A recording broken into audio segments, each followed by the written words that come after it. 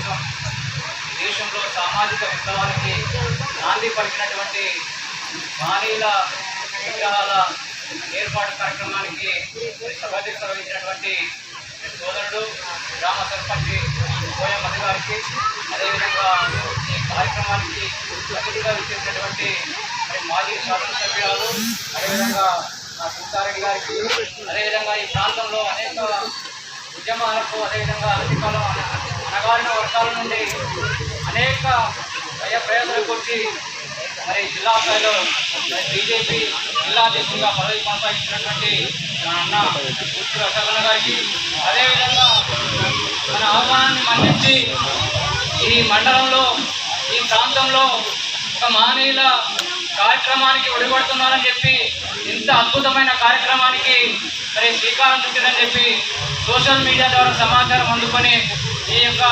కార్యక్రమంలో పాల్గొంటున్నటువంటి అన్ని గ్రామాల సర్పంచులకు, అదేవిధంగా పెద్దలందరికీ కూడా పేరు పేరున ప్రత్యేకమైన ధన్యవాదాలు చేస్తూ, అదేవిధంగా ఈ కార్యక్రమంలో పాల్గొంటున్నటువంటి మన బహుజన సోదరులందరికీ పేరు పేరున తల వంచి నమస్కరిస్తూ ఉన్నాం. మహనీయులు ఎక్కడో ఇక్కడ కాదు, ఎక్కడో మహారాష్ట్రలో సతారా జిల్లాలో జన్మించినటువంటి ఈ మహనీయునికి ఇక్కడ పట్టం కడుతూ ఉన్నారు, ఇక్కడ నీరాజనం మరుగుతూ ఉన్నాం, ఇక్కడ జన్మదిన వేడుకలు జరుగుతూ ఉన్నాయి. బీహార్లో జన్మించినటువంటి ఈ బాబు జగజీవన్ రావుకు, మహారాష్ట్రలో జన్మించినటువంటి ఆ పూలే మహానుభావునికి, అక్కడ పూణే జిల్లాలో జన్మించినటువంటి అంబేద్కర్కు సంబంధం ఏంది? తెలంగాణ ప్రాంతంలో ఇక్కడ మారుమూల గ్రామంలో ఈ మహనీయుల విగ్రహాలు పెట్టుకోవడం ఏంది? ఇక్కడ జన్మదిన వేడుకలు జరుపుకోవడం ఏంది? వర్ధంతి వేడుకలు జరుపుకోవడం ఏంది? అంటే ఆ మహనీయులు పూలే మహనీయుడు ఎక్కడో 1825 సంవత్సరాల్లో జన్మిస్తే ఇక్కడ మన మారుమూల గ్రామానికి రావడానికి 200 సంవత్సరాలు పట్టింది. ఆయన ఈ దేశంలో పీడిత వర్గాలంతా విద్యాపరమైన మార్పు రావాలి, పీడిత వర్గాల్లో సామాజిక మార్పు రావాలని చెప్పి 150 సంవత్సరాల క్రితమే స్త్రీ విద్యకు నాంది పలికినటువంటి మహానుభావుడు, ఈ దేశంలో విప్లవానికి నాంది పలికినటువంటి మహానుభావుడు పూలే మహానుభావుడు. పూలే మహానుభావుడు చనిపోయిన తర్వాత సంవత్సరానికి బాబాసాహెబ్ అంబేద్కర్ జన్మించాడు. బాబాసాహెబ్ అంబేద్కర్ ఈ దేశంలో ఏం జరగాలి, ఈ దేశంలో మూలాలు ఎక్కడున్నాయి, నా మూలాలు ఎక్కడున్నాయి, నా తాడిత పీడిత వర్గాల కోసం ఎవరు పనిచేశారని చెప్పి వెతుక్కుంటూ పూలే మహానుభావుడు నాకు గురువుగా ప్రకటించుకున్నాడంటే ఆయన ఒక భావసారూప్యత. కాబట్టి ఈ దేశంలో మొట్టమొదట ఈ దేశంలో సామాజిక మార్పుకు నాంది కలిగినటువంటి మహనీయులు ఎవరైనా ఉన్నారంటే అది పూలే మహానుభావుడు, అది అంబేద్కరు, అది బాబు జగజీవన్ రావు అనే విషయాన్ని మనం గమనించాలి సోదరుల. విగ్రహాలు పెట్టుకోవడం అంటే ఏదో ఇలా విగ్రహాలు ఎవరో ఇప్పించారనో, ఎవరో ఖర్చు పెడుతున్నారనో, ఎవరో ఇలా కార్యక్రమం చేస్తూ ఉన్నారని చెప్పి అనుకోవడం కాదు. విగ్రహాలు పెట్టుకోవడం అంటే ఆ మహనీయుల ఆలోచన విధానాన్ని అవలంబించినప్పుడే ఈ విగ్రహాలు పెట్టుకునే దానికి సార్థకత ఉంటుందనే విషయాన్ని మనం గమనించాలి సోదరులారా. ఇవాళ దండాలేసో దండం పెట్టో నాయకులు వచ్చిరనో సపట్లు కొట్టుకొని పోవడం కాదు.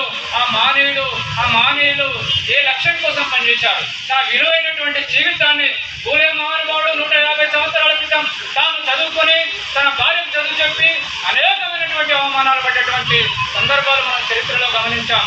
వాళ్ళ కోసం కాదు, ఈ దేశంలో సమూలమైనటువంటి మార్పు రావాలి, ఈ దేశంలో అంటరానితనంతో అనేకమైనటువంటి సామాజికమైనటువంటి అంటరానితనంతో మొక్కుతున్నటువంటి మా జాతులు బాగుపడాలని చెప్పి వాళ్ళ జీవనాన్ని త్యాగం చేశారు, వాళ్ళ జీవితానంతా అర్పించారు.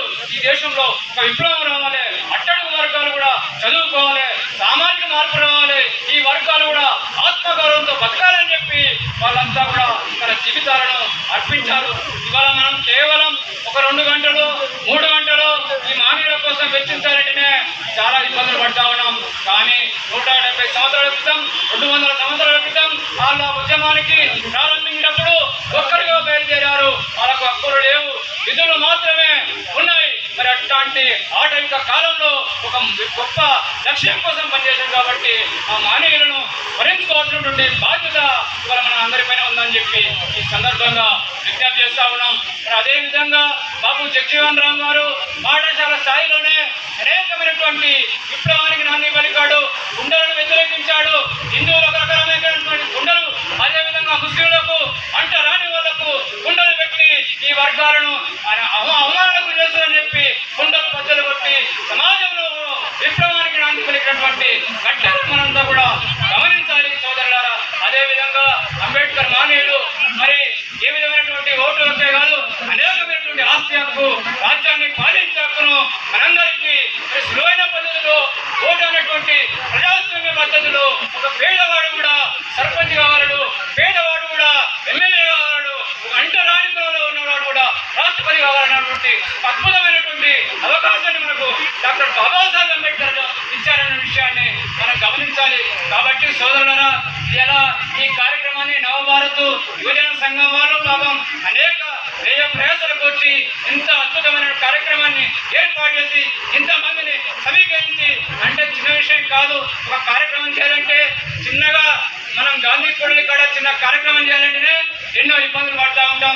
మరి విగ్రహాలు పెట్టి ఇంతమంది మేధావులను, నాయకులను, జనాన్ని సమీకరించి ఒక గొప్ప కార్యక్రమాన్ని నిర్వహించినటువంటి నవచైతన్య యువజన సంఘం వారికి ప్రత్యేకమైనటువంటి అభినందనలు తెలియజేస్తూ రాబోయే కాలంలో ఇంకా మంచి కార్యక్రమాలతో ముందుకు పోవాలని చెప్పి ఈ సందర్భంగా అవకాశం ఇచ్చినటువంటి ప్రజలందరికీ ధన్యవాదాలు చేస్తూ సెలవు కూడా నమస్కరిస్తాం.